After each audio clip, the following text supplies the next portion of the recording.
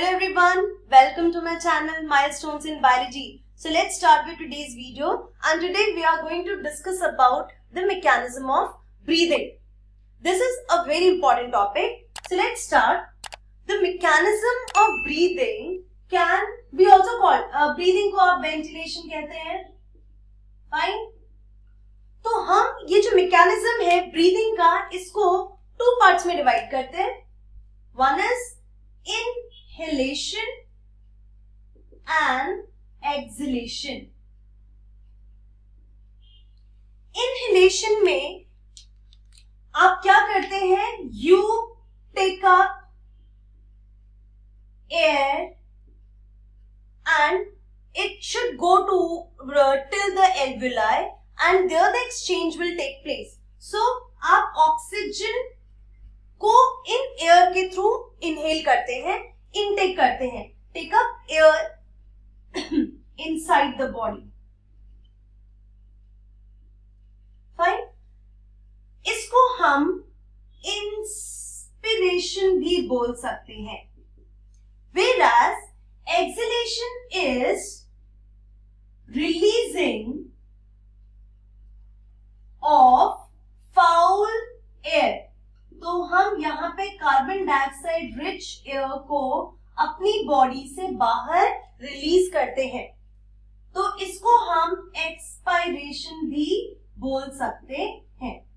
So inhalation, you are taking up the air through which you are taking the oxygen, and then this process is also called inspiration, whereas exhalation को आप expiration कहते हैं, जिसमें आप release करते हैं foul air, carbon dioxide rich air. Body में कहां से आता है carbon dioxide? You know it very well. Oxidation of respiratory substrate, glucose को आप ऑक्सीडाइज करते हैं. In that process carbon dioxide is released and that will be going towards the lung through the blood. अब ये जो process है, this is a process which is active. ये active process है. एक्टिव प्रोसेस मतलब you need ATP for this process. Why? Because muscles are involved here. Muscles involvement की वजह से ये एक एक्टिव प्रोसेस होता है. इनहेल करना, your lungs are moving upward, outward. Muscles वहां पे काम कर रहे हैं. So this is a process which is an active process, whereas here it is a passive process. No ATP is required. ठीक है. दूसरी चीज, ये जो ब्रीदिंग प्रोसेस है, इसमें जो दो इंपॉर्टेंट पार्ट्स हैं या स्ट्रक्चर है जो की रोल प्ले करते हैं, that is diaphragm and external intercostal muscles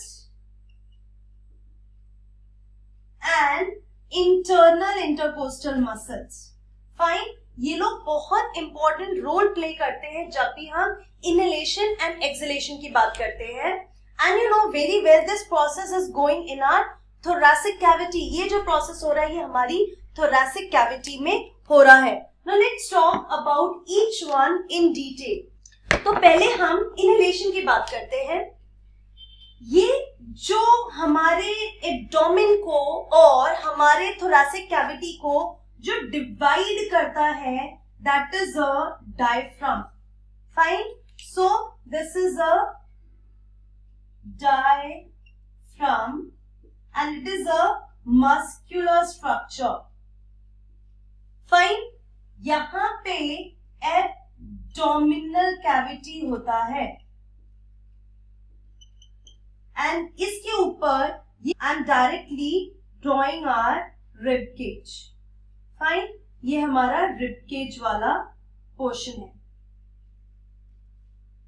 now there is a specific kind of muscles जो एब्डोमिनल, ये जो डायफ्राम है, यहाँ के एक मसल्स जो होते हैं, those are connected to the ribs.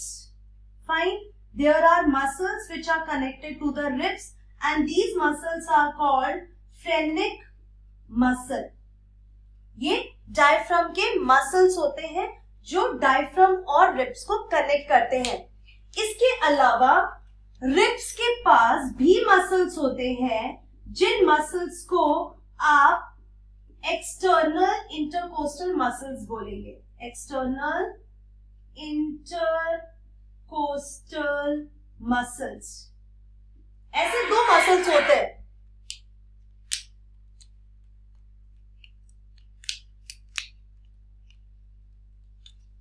ऐसे दो मसल्स होते हैं, internal and external intercostal muscles. But जब हम इनहेलेशन की बात करते हैं so that time external intercostal muscles काम करेंगे.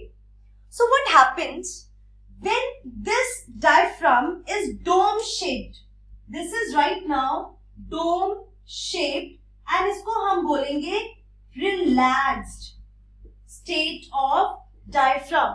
ये जो diaphragm है ये relaxed state में है, means dome shape में है.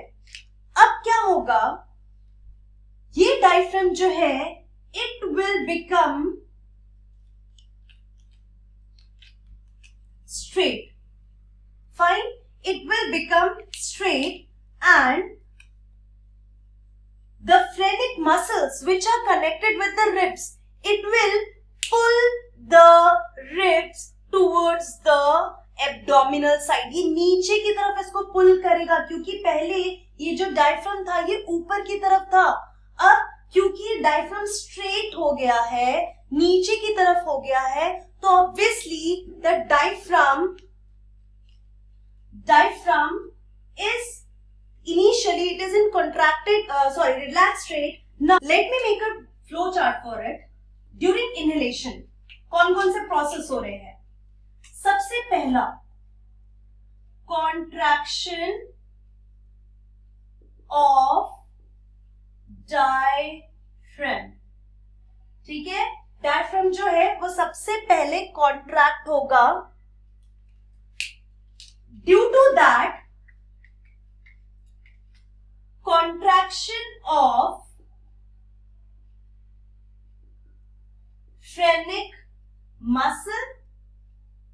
muscle कॉन्ट्रैक्ट होगा which causes increase in thoracic cavity, volume of thoracic cavity, and that causes decrease in air pressure.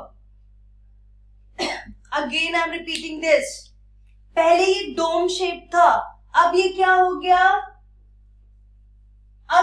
गया, डायफ्राम कॉन्ट्रैक्ट हो गया मतलब कि ये नीचे की तरफ पुल हुआ मतलब shape is now straight.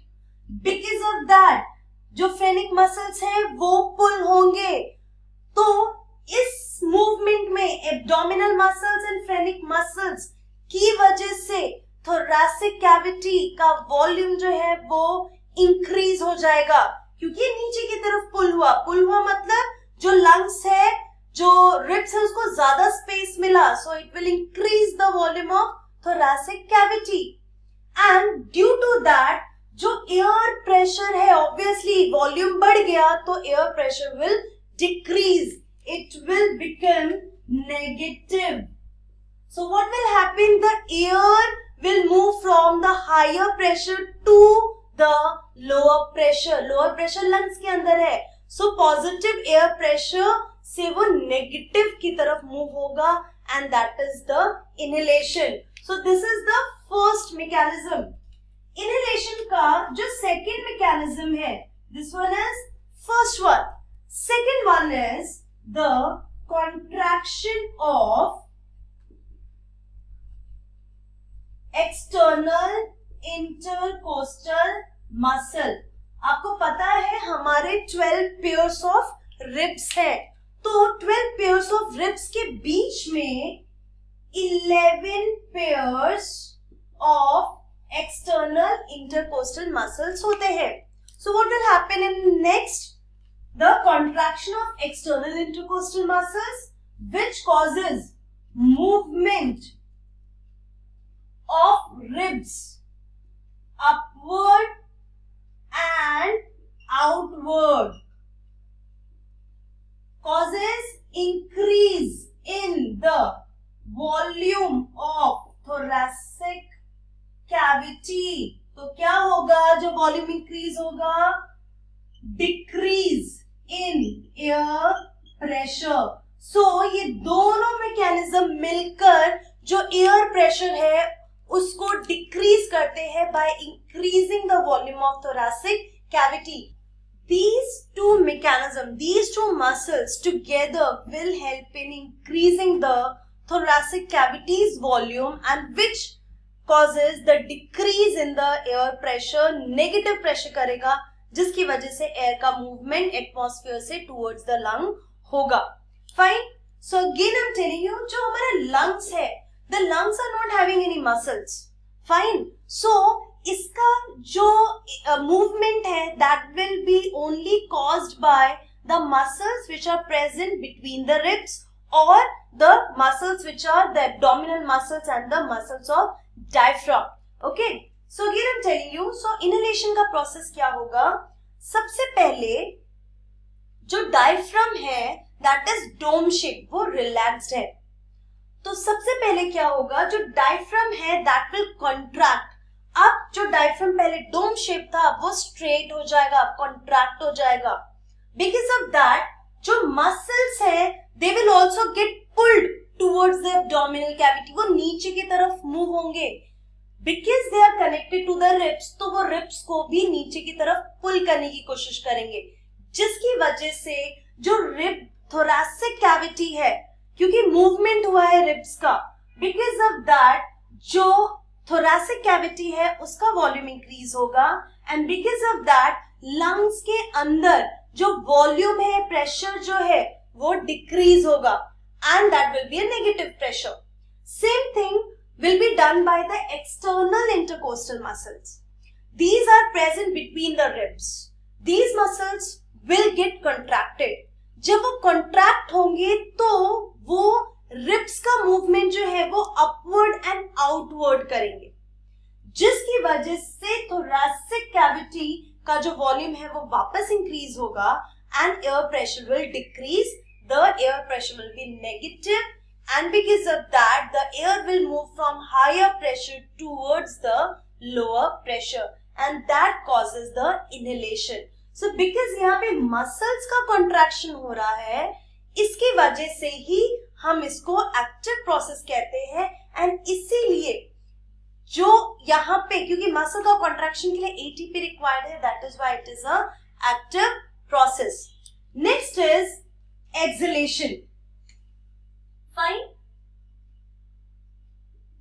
Now, in case of exhalation, you just have to reverse the process. Process reverse करेंगे तो जहां पे भी contraction word है, let me rub.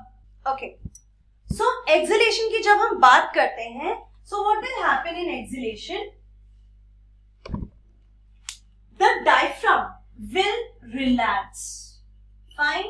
जो diaphragm है वो relax हो जाएगा and now the diaphragm will become dome shaped again. अब diaphragm जो dome shape हो गया है तो ये जो muscles इतने contracted थे, ये muscles भी क्या होंगे? Relax हो जाएंगे. So relax of diaphragm causes relaxation of diaphragm muscles, causes decrease in the thoracic cavity, क्योंकि ये अपने ओरिजिनल पोजीशन पे आ गए हैं.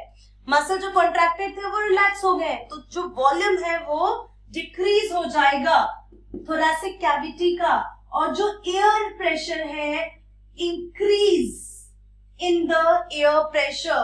अब जो एयर प्रेशर है वो पॉजिटिव प्रेशर हो जाएगा, हाई प्रेशर हो जाएगा as compare to the environment and that causes movement of air from high pressure to low pressure. Same way all the muscles जो external intercostal muscle है, external intercostal muscle वो भी relax हो जाएंगे. Relaxation relaxation of external intercostal muscles, movement of ribs inward and downward, which causes decrease, same हुआ ना, decrease in thoracic cavity and increase in the air pressure. जो हमने inhalation का लिखा था वो उसके एकदम opposite हो जाएगा. फाइन. सो क्या हुआ कि सबसे पहले जो एक्सटर्नल इंटरकोस्टल मसल्स कंट्रैक्ट हुए थे अब वो रिलैक्स हो जाएंगे. उसकी वजह से क्या होगा, जो अपवर्ड एंड आउटवर्ड मूवमेंट हुआ था वो वापस नॉर्मल पोजीशन पे आ जाएंगे, मींस इनवर्ड एंड डाउनवर्ड. उसकी वजह से थोरैसिक कैविटी का जो वॉल्यूम है वो वापस डिक्रीज हो जाएगा, बट एयर प्रेशर जो है वो इंक्रीज हो जाएगा, and that air pressure will be higher as compare to the environment. That is why the movement will be from high pressure to low pressure. This is how inhalation and exhalation works. तो इसमें हमें दो चीज याद रखनी है, diaphragm and जो external intercostal muscles हैं उनका बहुत इंपॉर्टेंट रोल है. ये तो हुआ नॉर्मल एक्सपिरेशन एंड इंस्पिरेशन. क्या होता है, कभी कभी हम फोर्सेबल एक्सलेशन करते हैं, हम बहुत फोर्सेबली एयर को अपनी बॉडी से बाहर रिलीज करते हैं. There the mechanism will change, and that I'm going to teach you in my next video. So stay tuned, it's very important. So see you in my next video. Till then, take care, keep learning, and goodbye.